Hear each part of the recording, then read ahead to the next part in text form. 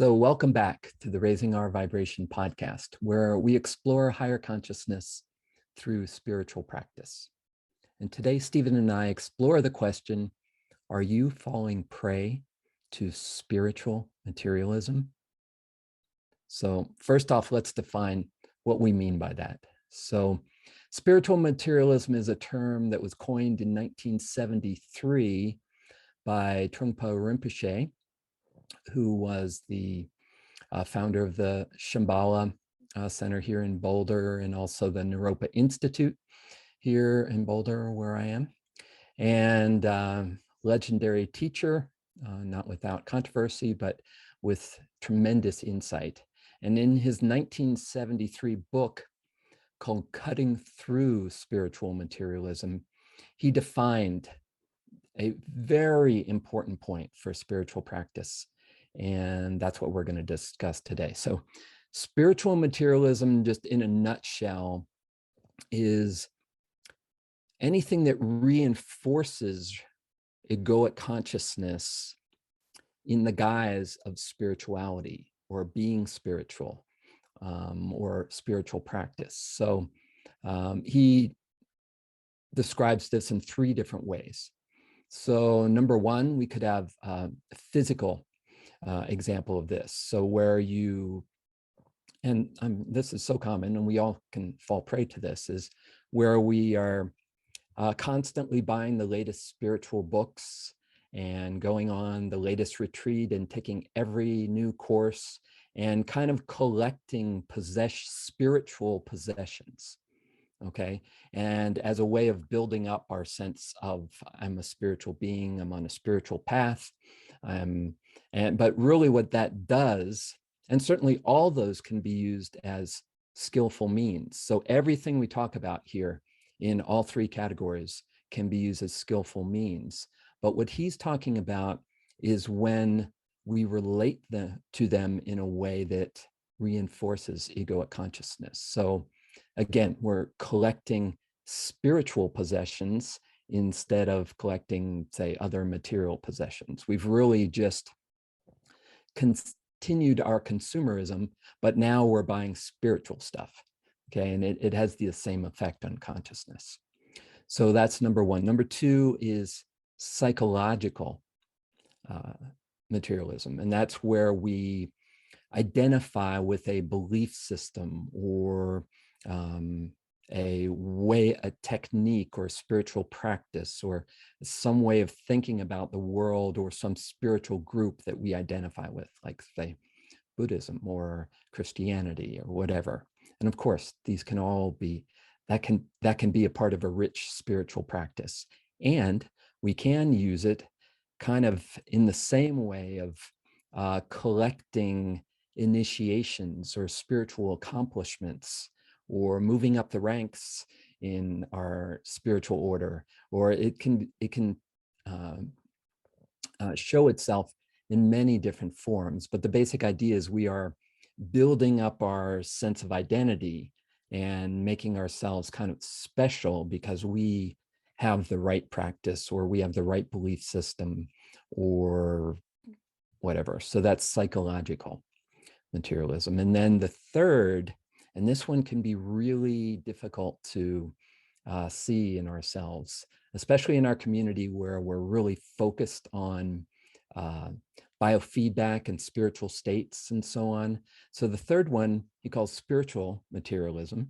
And this is a attempt to maintain a certain state. Like we have the idea that there's a way of being spiritual, and then we want to be in that state all the time. And that's really just another way of building up this egoic consciousness and thinking, oh, I am this state of peace and I can maintain this or not. And this can create struggle. Or I'm trying to always be loving and I'm trying to always be peaceful. And we're thinking of spirituality as a state, an emotional state or a mental emotional state that we attain, and then we stay in that state all the time. And then we look at people who are spiritual or spiritual teachers think, oh, well, they don't experience any emotions, so to speak, or they're always in this state of love or this state of peace. And that is another attachment, another way that we can kind of put ourselves in a grasping attitude toward, in this case, states. So this is really a profound teaching that I think we can always use it as a lens to shine light on our spiritual practice and say, well, am I trying to,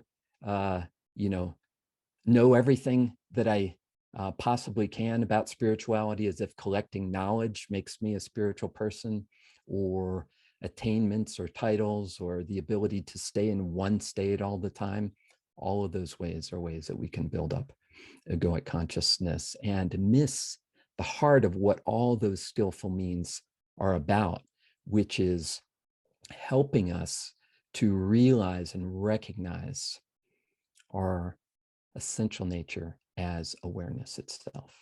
So, Stephen, with that as an intro, I'll pass it over to you. I know you have a couple client stories that relate to this in ways that you've worked with people around this very recently. Kevin, thank you, and love and blessings to everybody. And so I'm going to share some general stories because I think that it's very applicable for all of us, and I'm sure everybody can relate to it. You have a out-of-body experience, a lightning flash, a strike of kundalini up the spine, a bliss moment. You're sitting in front of a teacher and suddenly you receive something that, like Shaktipat, like some other transference of energy, and that's it. And your self that is still there, still wanting to grasp onto things, wants to keep returning to this experience. And so there's grasping, there's a sense of you objectify it without actually realizing it, and you tend to want to keep returning to that. So I get that a lot, and in a lot of the wonderful souls that come to visit me, there has often been an experience, and this could come in any form. Could be through plant medicine, where you suddenly see the arising of the Buddha, or you suddenly experience something that seems way beyond your normal human experience, or it seems that way, and then you want to get back to it. Or you've done a particular technique, and for one moment you sat with a teacher and they showed you a glimpse of something, and then it happened, but then you're not able to repeat it. So these are really subtle ways that we tend to grasp on to the spiritual teachings and grasp on to experience. And so I'll guide you in a really gentle practice and speak to it first, just about exactly what Kevin was sharing, and that is about the openness to awareness itself. So when you start to look and inquire deeply, you actually look at the fact that awareness is always present. We always are aware. I mean, right now, you're in simple terms, you're aware of Kevin and I speaking. So you're listening to this probably, or you could be watching this, and you can be simply aware. If you've kind of forgotten yourself and you're so absorbed and you've made us an object and said, those guys know something and I don't, well, then there's subject object referral, right? You've kind of perceived that we hold something that you don't. But in fact, when you consider it, everything that you perceive, including the sound of my voice, you are the one actually perceiving that. You are the one that's actually aware. So the simplest thing you can do right now is just be, so if you've got a device, quite often you'll be listening to something, so if you're driving, you maybe want to pull over for a minute. And if you're looking at a computer, then just sense into the space around the computer. Just simply feel it.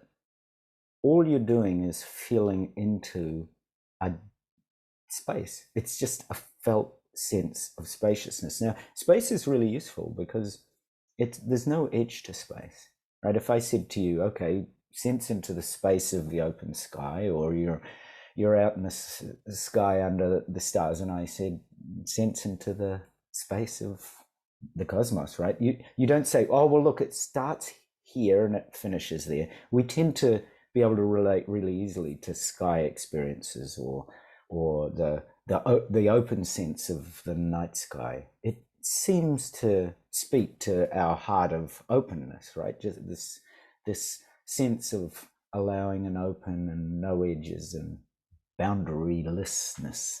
There's no boundaries.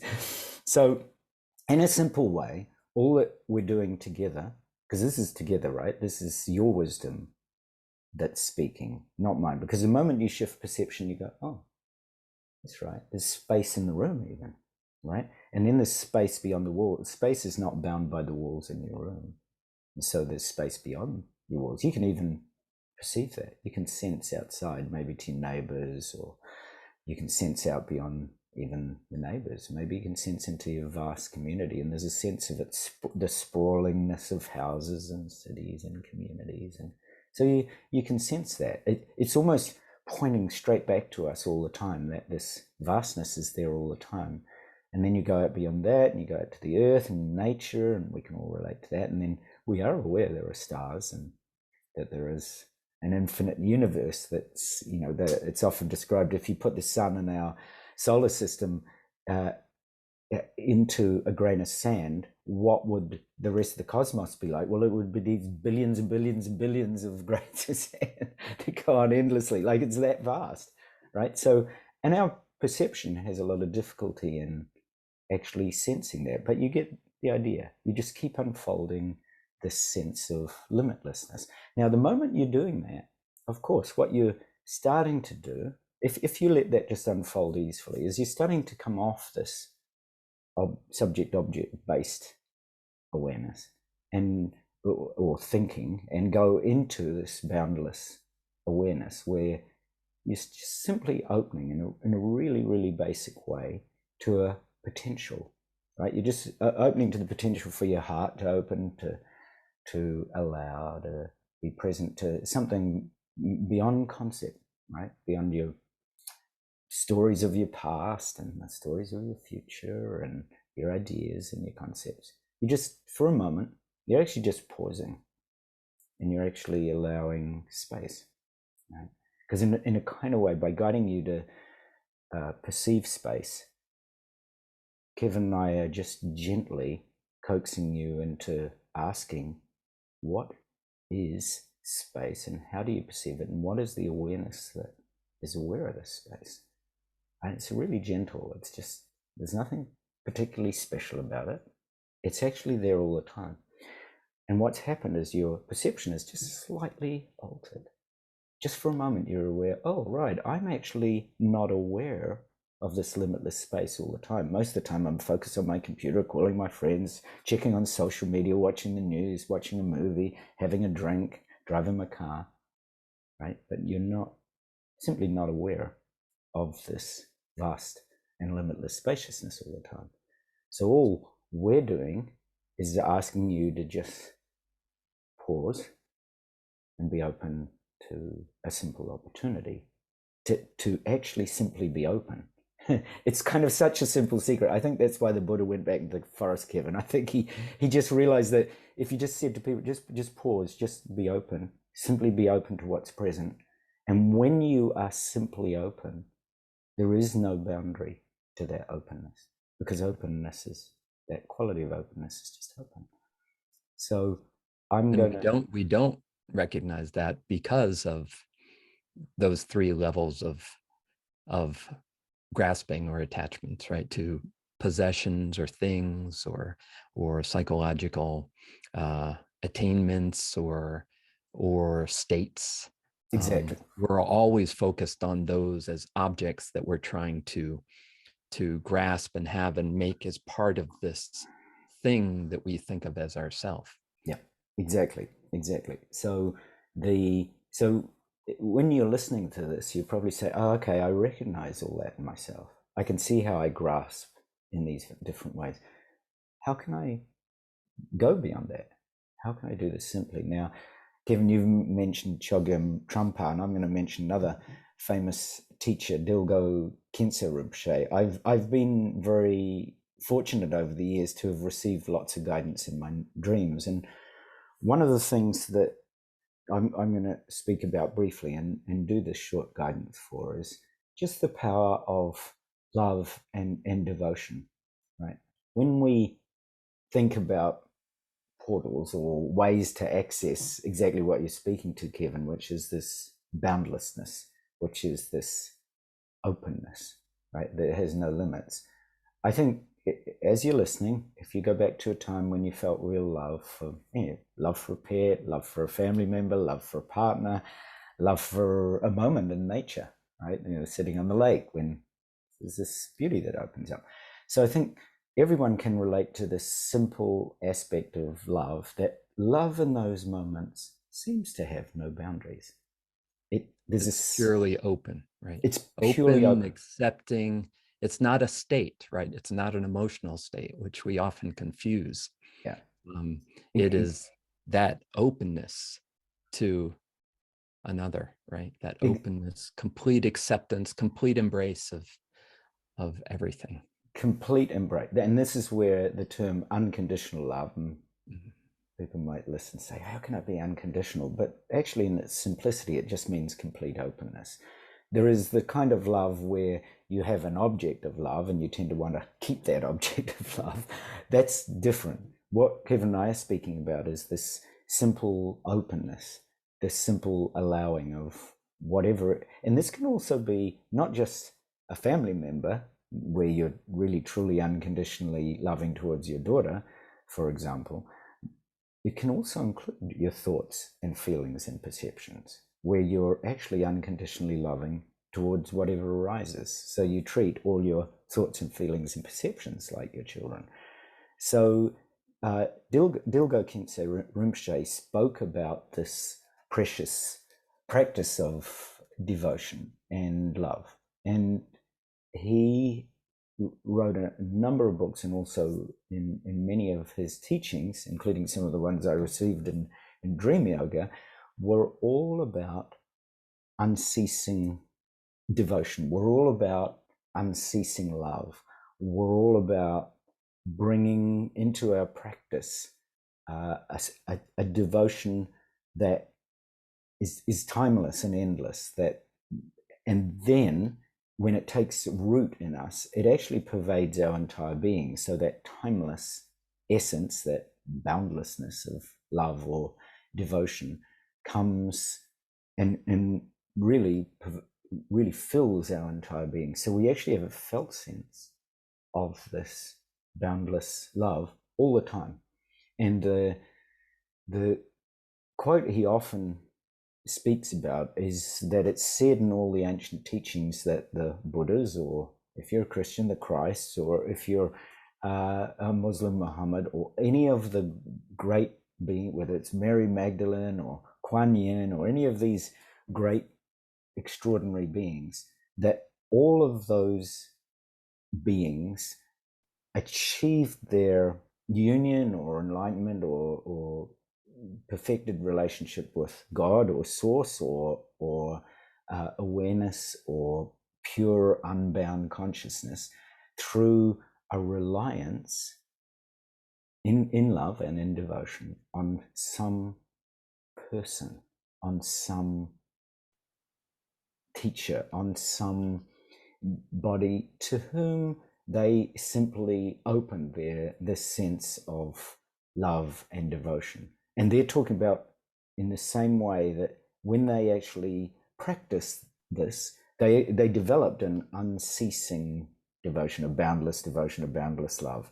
And so the practice I'm going to do with you is, I'm going to ask you not to focus on a teacher, because without a really deep understanding of that, there can be a tendency to grab onto a teacher, right? And there's also a saying that goes along with that: don't be too far away from the teacher. So in other words, you need to be able to receive the teachings from whoever it is, but don't be too close either.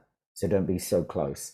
And this is the fine balance that, Kevin, you've been talking about with spiritual materialism, that even with a teacher, for example, or a teaching, or a spiritual book, or a technique, that every single one of them, including a spiritual teacher, can be used for liberation. And equally, every single one of them can be something that we latch onto and that we grasp for and that we want to keep, much like a possession. So Yeah, so the practice that I'm going to do is going to actually involve a simple word. So I'm going to, while you're contemplating this, I want you to feel into a word or a quality that you feel represents your essence. Right? This could be something as simple as love, or something as simple as wisdom, calmness, peace, happiness. If you use prayer, if you're a religious person listening to this, you can use God, you could use Jesus. So you can use a teacher's name or a teacher's essence, because really it's the quality of that teacher that you're connecting to.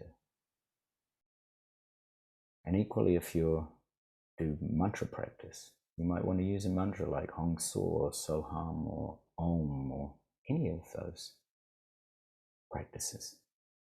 And you just gently close your eyes with me, and you're going to easily feel into this presence of this word for a moment. What you're going to do is feel into the sacredness of whatever word you've chosen. If it's a person, you feel into the sacredness of the person. If it's a word, you just feel into the sacredness of the word. And for my purposes, I'll use I on the in-breath and am on the out-breath. Just I and am, that simple. And just as Kevin was guiding you towards openness, this whole practice is about openness. So you allow your heart to be open towards the invisible and the sacred, but always present source or origin of all that exists.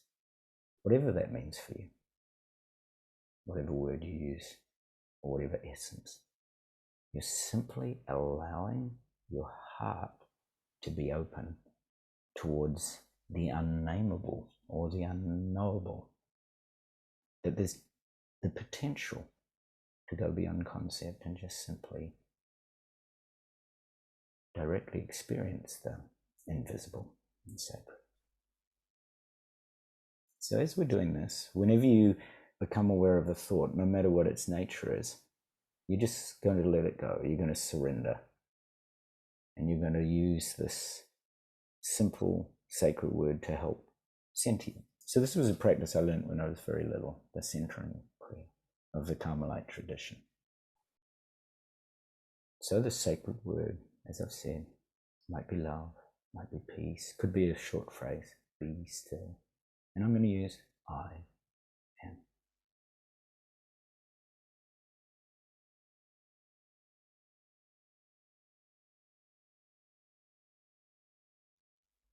So I want you to presence down with this word, whatever you chose, whatever this quality is. So at this point, the quality might be forming, just centering around love or around Jesus or Buddha or around I am or around a mantra, whatever it is. You're just feeling into the sacredness, opening, allowing sacredness to be present.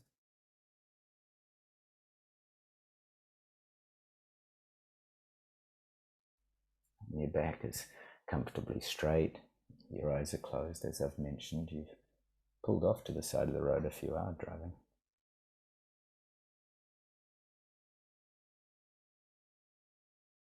And you've got this posture that's alert with this possibility to forget the body entirely, just to allow yourself to surrender, to allow your heart to open. And to begin, we just bring that presence, whatever your word is, if it's love, if it's I am, feel with that down into your feet. Notice how perception and awareness shifts as you feel into your feet.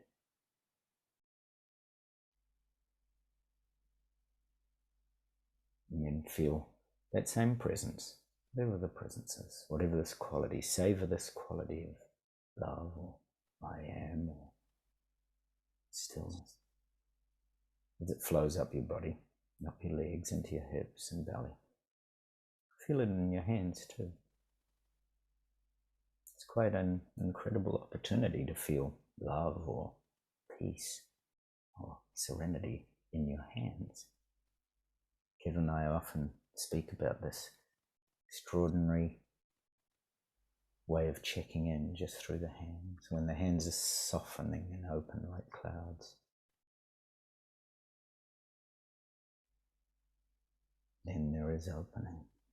So this is a lovely way to check into this openness of your heart through your hands.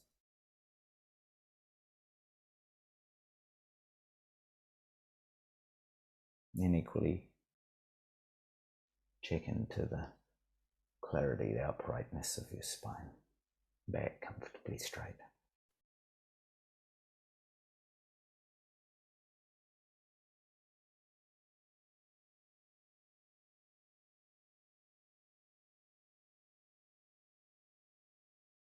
And connect to your breathing, wherever it is. Just notice where your breathing occurs naturally.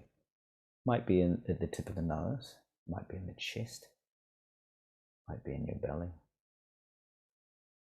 Wherever it is, just connect naturally and breathe in and out without pausing. If you've done holotropic breathing, be very familiar just breathing in and out without any pause. Just remaining, staying with this quality, whatever it is, I am or love or serenity.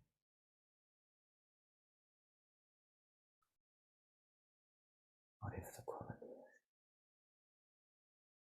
So just simply allowing your heart to open. So if you'd taken Jesus as a quality, then you just open towards that is sacred in Jesus' presence.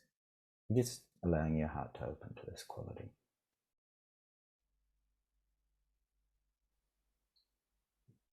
And you're breathing in an alert manner.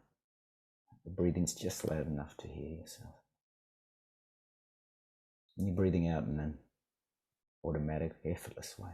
So there's a brisk kind of effort to the in-breath, and there's an out-breath that's automatic. I liken it to a dolphin spout or a fountain, that the water moving upwards requires a little effort. And when it flows out in that torus-like field, it's effortless. Gravity pulls it down naturally. So the energy is only required on the in-breath, just to breathe in, to begin with, and then on the out-breath, it's effortless.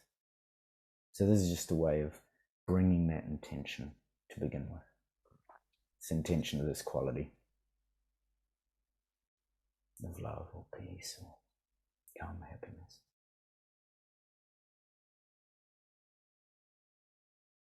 And the in-breath and out-breath are of an even duration. There's no pause, there's no gap. So there's one continuous rhythmic pattern.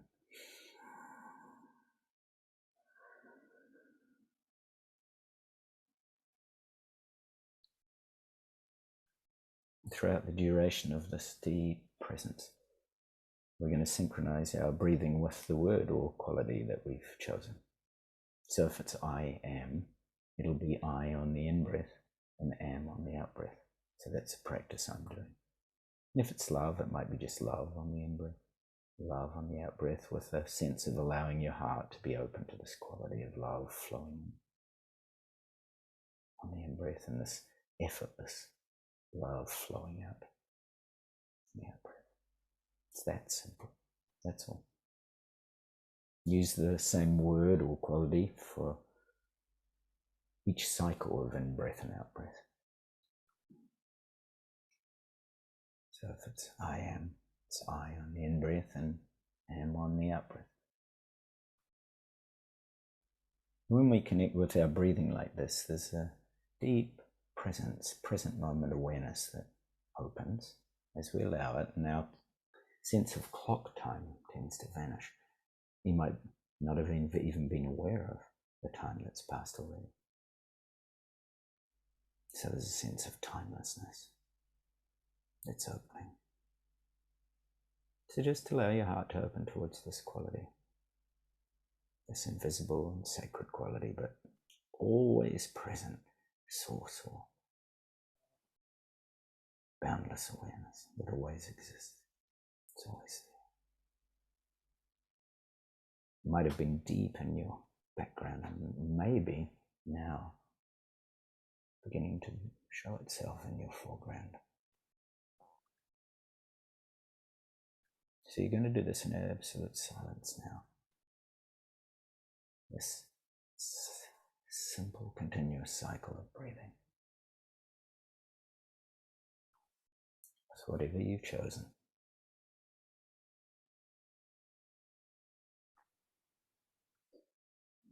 Just simple presence. Present to the quality, allowing your heart to open to the invisible, the unknowable, the unbound, and the sacred. For 5 minutes.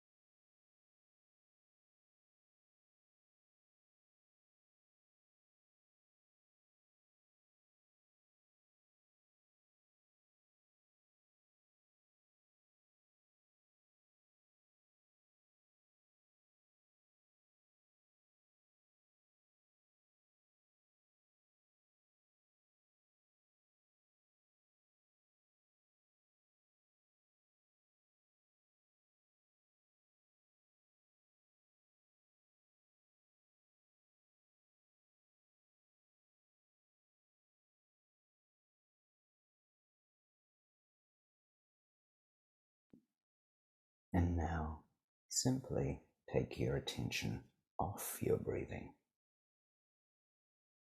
Sit quietly. Be unconditionally with whatever you experience. Be open to all experience. Allow your heart to be totally open towards the invisible, the unbound, and the sacred.